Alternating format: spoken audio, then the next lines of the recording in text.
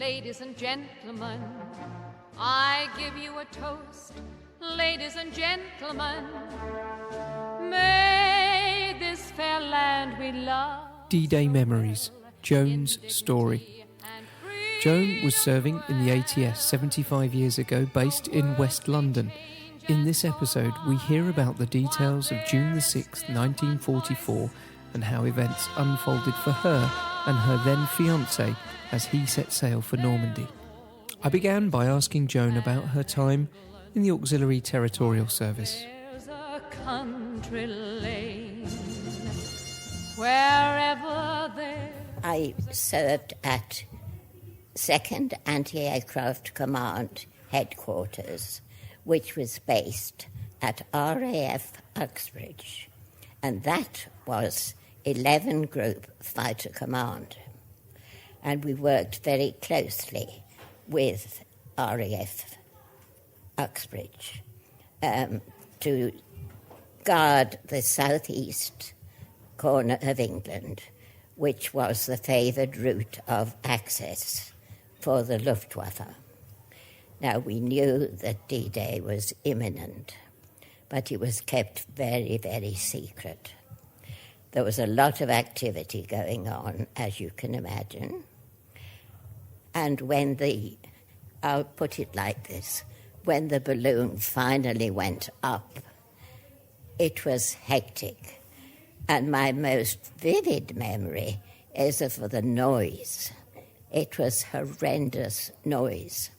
The big naval guns down on the coast were thundering forth, and we could hear that quite clearly at Uxbridge, which is a fair few miles from the coast.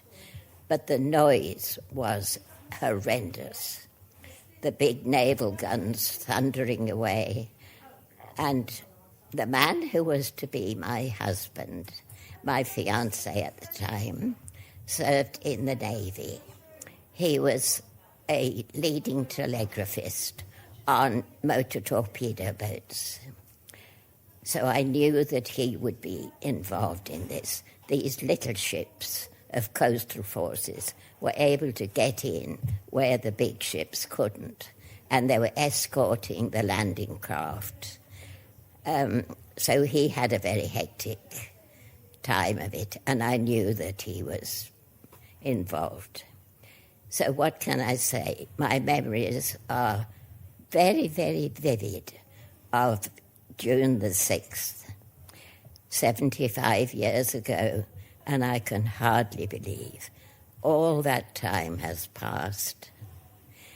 So what else would you like to know? Okay, so this is 1944, June the 6th. What was the weather like that morning?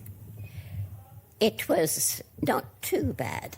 Apparently, it should have happened the day before, but the weather wasn't conducive, so they put it off for a day. And then, on June the 6th, it all happened. Okay, so all the boats and the members of the armed forces were gathering in the Solent, just down by Portsmouth, in between Portsmouth and the Isle of Wight, and they made their journey across.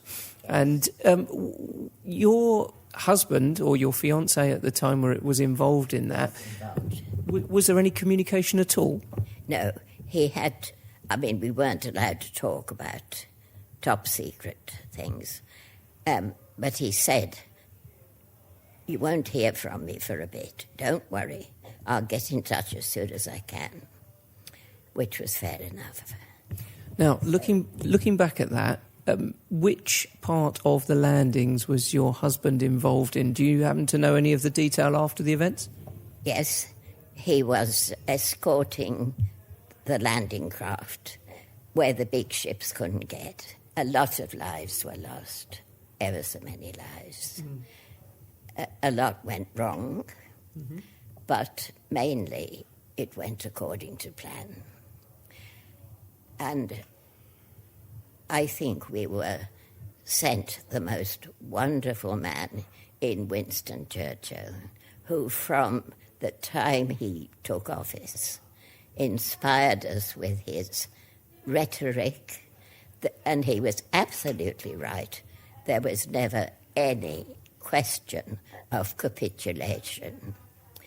All through what the Germans threw at us, the Battle of Britain, you know, he was right when he said, we will fight them on the beaches, we will do, you know, that famous speech. And incidentally, it was after a visit to RAF Uxbridge that Winston Churchill wrote that most inspiring piece of rhetoric. Never in the field of human conflict have so many owed so much to so few. He wrote that after visiting, we called it the Hole. It was an underground bunker where all the plotting was done.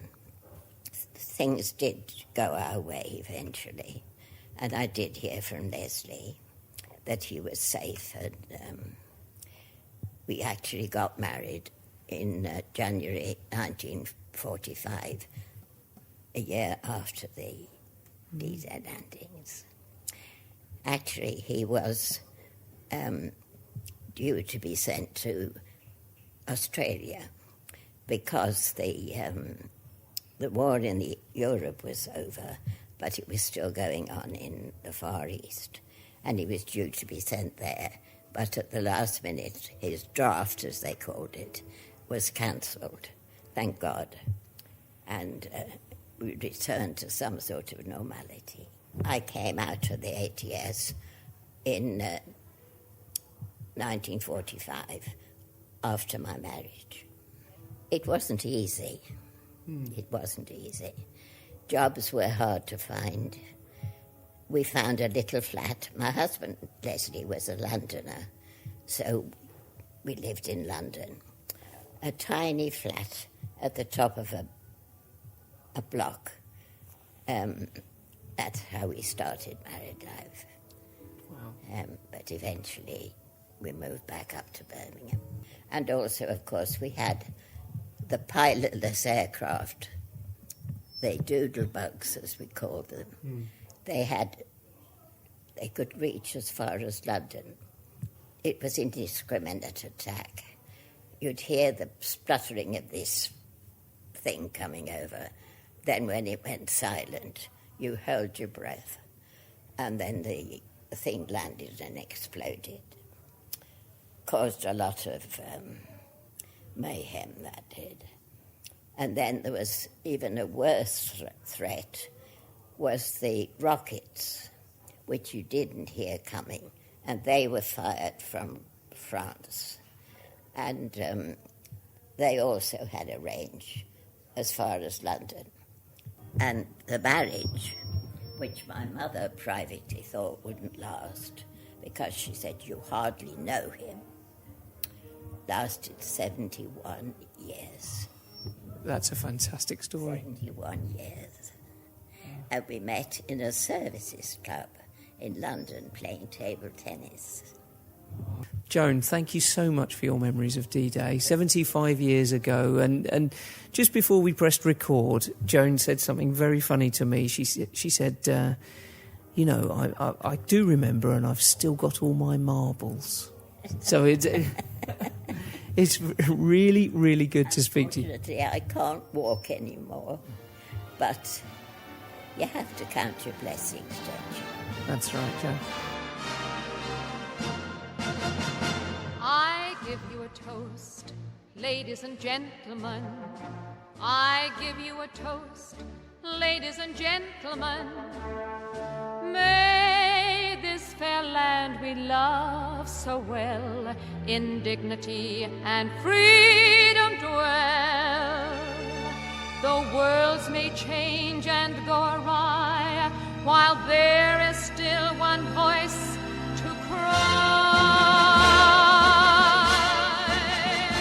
There'll always be an England while there's a country lane. Wherever there's a cottage small beside a field of grain, there'll always be an England while there's a busy street. Wherever there's a turning wheel, a million marching feet.